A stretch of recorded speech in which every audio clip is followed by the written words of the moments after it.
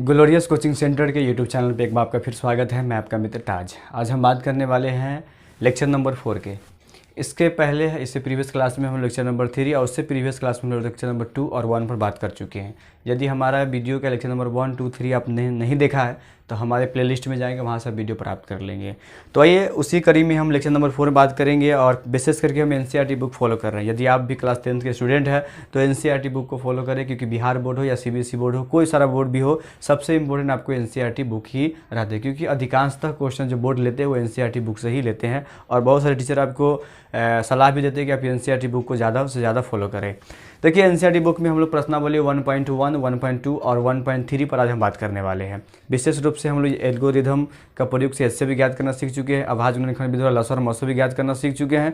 उसी कड़ी में आज हम बात करने वाले हैं सिद्ध करने के लिए आखिर हम अपरिमेय संख्या को किस प्रकार से सिद्ध करेंगे। तो आप वीडियो के अंत तक बने रहेंगे ताकि आपको सिद्ध करने वाला क्वेश्चन संबंधित तमाम समस्या जो उत्पन्न होती है आपको उन तमाम समस्याओं का निवारण इस वीडियो के माध्यम से करने का हमारा प्रयास रहेगा। तो सबसे पहले जानते हैं कि आखिर अपरिमेय संख्या क्या होता है। देखिए अपरिमेय संख्या को समझने से पहले हमको परिमेय संख्या के बारे में भी ज्ञान होना ज़्यादा जरूरी है। देखिए परिमेय संख्या किसे कहते हैं। देखिए परिमेय संख्या वैसी संख्या परिमेय संख्या कहलाती है जिसको हम p/q के फॉर्म में यानी p/q के रूप में हम लिखते हैं। क्या लिखते हैं? p/q के फॉर्म में लिखते हैं और q बराबर 0 नहीं होता है। क्या होता है? p/q के फॉर्म में लिखते हैं। क्या करते हैं? p/q के फॉर्म में लिखते हैं और q बराबर 0 नहीं होता है। इसलिए 0 नहीं होता है कि q हमारा क्या है? डिनोमिनेटर है, जिसको हम लोग हिंदी में हर कहते हैं। अगर डिनोमिनेटर भी अगर हमारा 0 हो जाएगा तो इसका कोई क्या होगा? अर्थ ही नहीं बचेगा, क्योंकि किसी भी संख्या में 0 से डिवाइड नहीं कर सकते हैं। अगर हम करते हैं तो अनडिफाइंड होता है, यानी हम कैन नॉट भी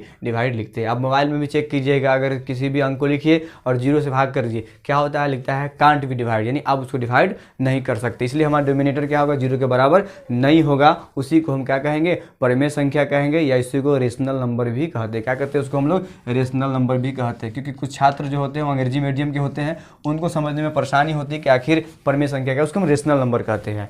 अब हम बात करेंगे इसके अपोजिट यानी इरेशनल नंबर की बात करें, इसको हम लोग अपरिमेय कहते हैं। क्या कहते हैं इसको? अपरिमेय। और हमारा विशेष करके टॉपिक ही है हमारा है कि अपरिमेय संख्या सिद्ध करना है। इसको हम अंग्रेजी में इरेशनल कहते हैं। क्या कहते हैं? इरेशनल नंबर कहते हैं। ठीक है, रेशनल नंबर इसका परिभाषा भी इसका जस्ट अपोजिट है, यानी उल्टा है।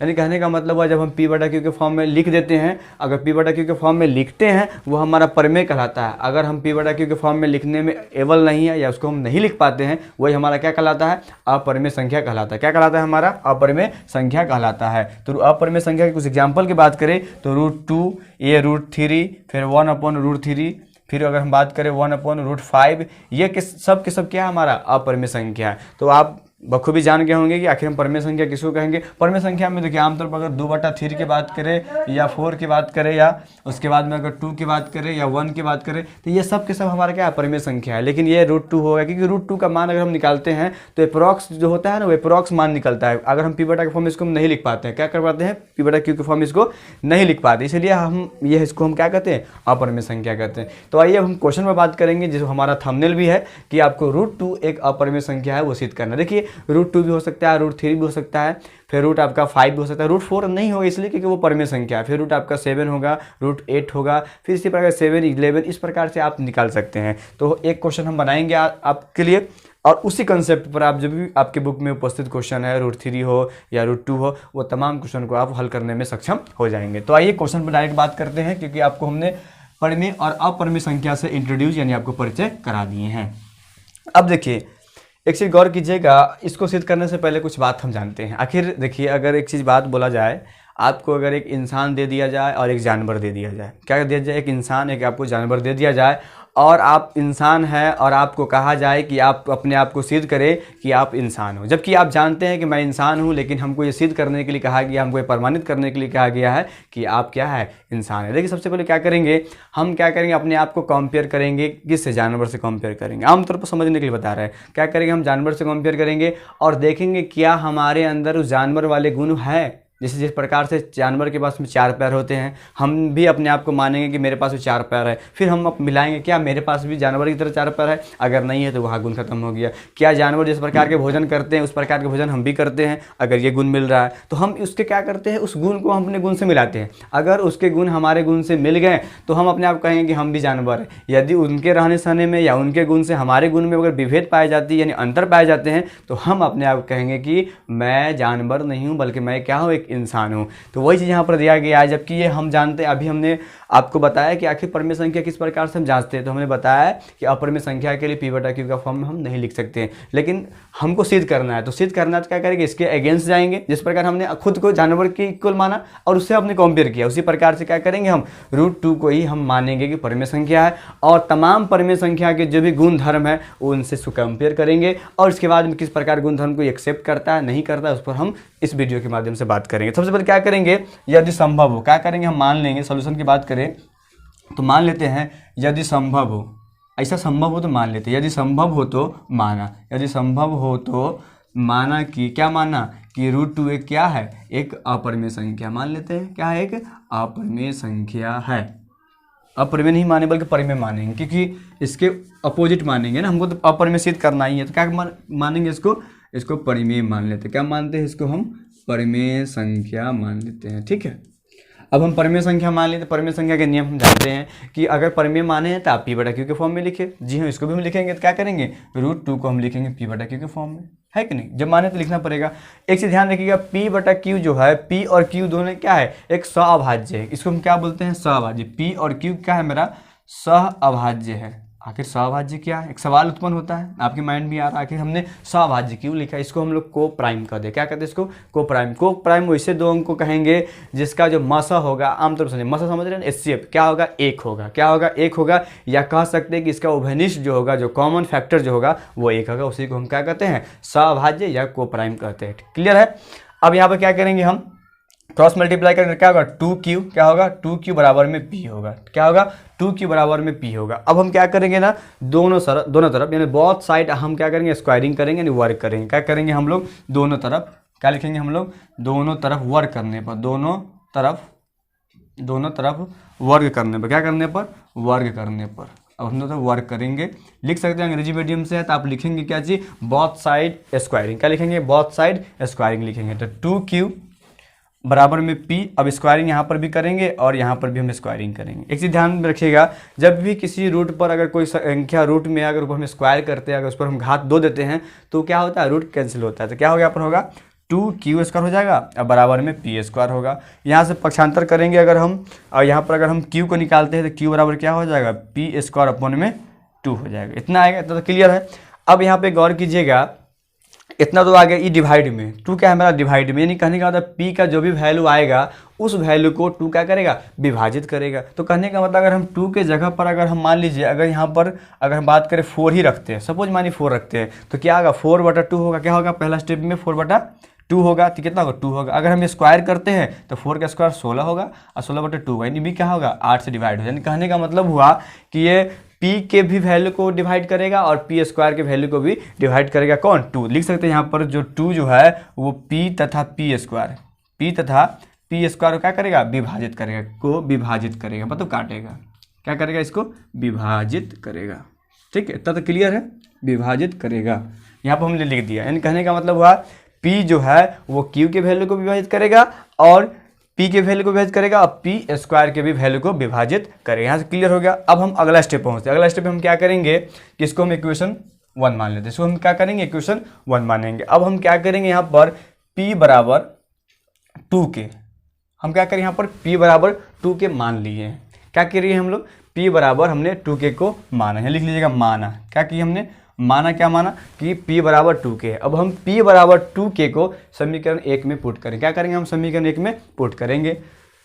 लिखेंगे यहाँ पर कि समीकरण 1 में रखने पर, यहाँ पर अंग्रेजी मीडियम में लिखेंगे पुटिंग, लिखेगा पुटिंग p बराबर 2 के इन इक्वेशन फर्स्ट। क्या लिखिए, इन इक्वेशन फर्स्ट आप लिखेंगे। ठीक है, अब इक्वेशन फर्स्ट जो हमारा है क्या है, q² बराबर p² 2 है।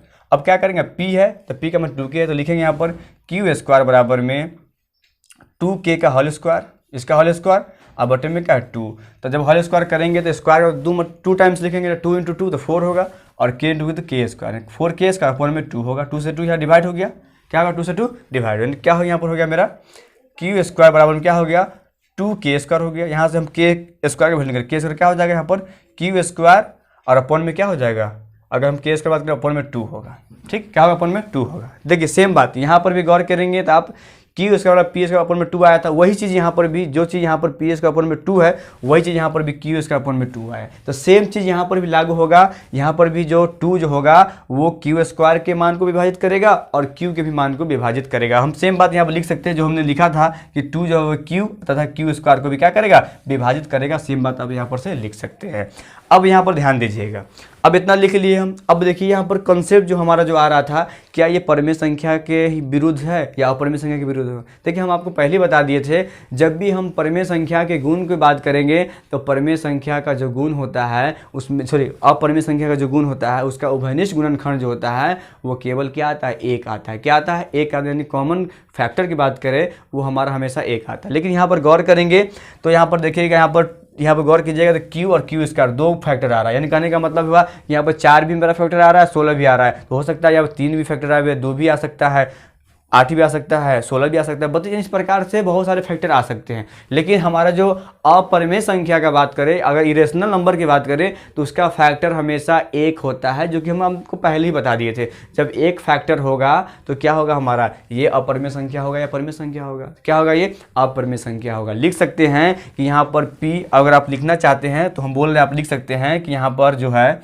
P और Q दो एक क्या है, P और Q क्या है, ये अभाज्य संख्या है, सअभाज्य। क्या है यहाँ पर, सअभाज्य है। क्या है ये, सअभाज्य है। अगर सअभाज्य है तो इसका गुणनखंड क्या होना चाहिए, हमेशा 1। उभयनिष्ठ जो होना चाहिए, उभयनिष्ठ जो गुणनखंड होना चाहिए वो हमेशा क्या होना चाहिए, उभयनिष्ठ जो होगा गुणनखंड वो हमारा केवल 1 होना चाहिए। गुणनखंड क्या होना चाहिए, गुणनखंड केवल 1 होना चाहिए, केवल 1 होना चाहिए। लेकिन यहाँ पर गौर करेंगे तो 1 से अधिक गुणनखंड हमको मालूम होता है। क्यों, क्योंकि यहाँ पर भी देख सकते हैं 4 भी विभाजित कर रहा है, 16 भी, इसी प्रकार यहाँ पर भी विभाजित कर, यहाँ पर भी कुछ और संख्या अगर रखेंगे ये भी विभाजित करेगा। तो हम कह सकते हैं कि ये क्या है, परिमेय संख्या नहीं है, क्योंकि परिमेय संख्या के नियम को फॉलो ये नहीं कर रहा है। क्या कर रहा है, परिमेय संख्या गुणनफल को, परिमेय संख्या के नियम को ही फॉलो नहीं कर रहा है। इसलिए हम क्या कहेंगे कि दिया गया जो समीकरण है, जो दिया गया इक्वेशन जो हमारा है वो √2 क्या है, अपरिमेय संख्या है। क्या है ये, अपरिमेय संख्या है। ठीक है, तो इसी प्रकार से आपको बहुत सारे क्वेश्चन मिलेंगे जो खास तौर पर आपको √3 हो या √5 हो या √7 सिद्ध करना रहेगा। तो यही फॉर्मूला लगाएंगे, सेम बात लिखेंगे। कुछ बात इसमें हमने आपको बोल के बता दिया है, क्योंकि ये अभाज्य संख्या है और अभाज्य संख्या देख रहे हैं सभाज्य है, और सभाज्य का नियम होता है उसका फैक्टर 1 होना चाहिए। लेकिन यहाँ पर फैक्टर जो है ना 1 से अधिक हो रहा है। अब देख रहे हैं आमतौर पर यहाँ पर हमने q के मान को विभाजित किया, q स्क्वायर को भी किया, यहाँ पर भी देखिए p किया, p स्क्वायर को भी किया। तो कहने का मतलब इस 1 से अधिक इसका गुणनखंड आ रहा है, जबकि 1 से अधिक हमारा गुणनखंड नहीं आना चाहिए। परिमेय संख्या का जो नियम होता है उसमें उसका जो सभाज्य का जो होता है उभयनिष्ठ गुणनखंड वो 1 ही होता है। यहाँ पर 1 से अधिक आ रहा है, इसलिए जो हमारा मानना जो था कि √2 जो है वो एक परिमेय संख्या यानी रेशनल नंबर है, नहीं, ये हमारा जो मानना जो है वो गलत है। क्या हमारा वो मानना गलत है। अतः हम कह सकते हैं कि √2 क्या है, अपरिमेय संख्या ही है। तो इस कॉन्सेप्ट को लिखेंगे और हमारे बातों को आप बार बार रिवीजन मतलब उसको रिकॉल करेंगे, अब वीडियो को पीछे भी करेंगे, आगे भी करेंगे, ताकि आपको इसे समझने में सहूलियत होगा। तो इसी प्रकार से आप √3 हो या √5 हो या √7 हो, तमाम क्वेश्चन को आप सिद्ध कर सकते हैं। तो इसके बाद हम जब नेक्स्ट वीडियो में आएंगे वहाँ पर हम बात करेंगे शांत और अशांत के बारे में। जी हाँ दोस्तों, शांत और अशांत अगला टॉपिक है। इसी में अगर हम बात करें आगे है जिसे हम लोग टर्मिनेटिंग और नॉन टर्मिनेटिंग के बारे में बात करेंगे। तब तक इतना ही, मुझे दीजिए आज्ञा। जय हिंद, जय भारत।